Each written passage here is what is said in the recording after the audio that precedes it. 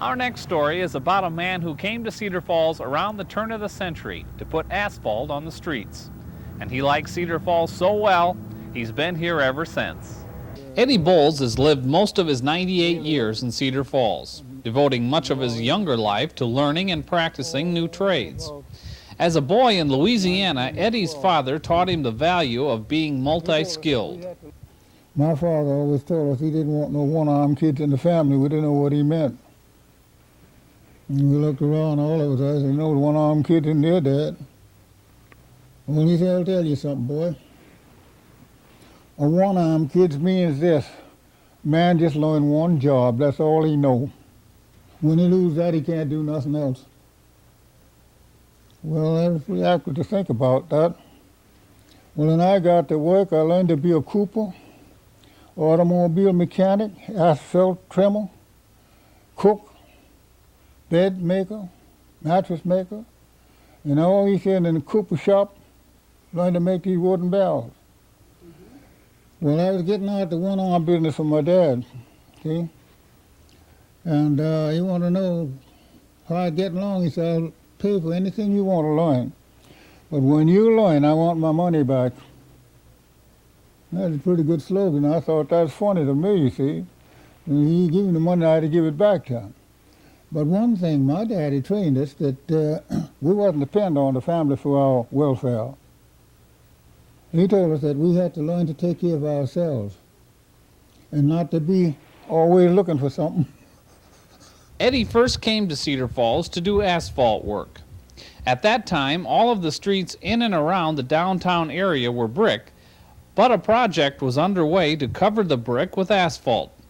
So Eddy hired on with the Rasmussen brothers as an asphalt cutter. While working on the streets, Eddy fell in love with Cedar Falls, and people in Cedar Falls fell in love with Eddy.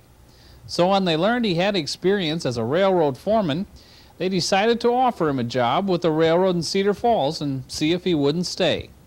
That was fine with Eddy, because he had decided Cedar Falls was his kind of town. Well, when I first come here, the nationality people here was all Danish people.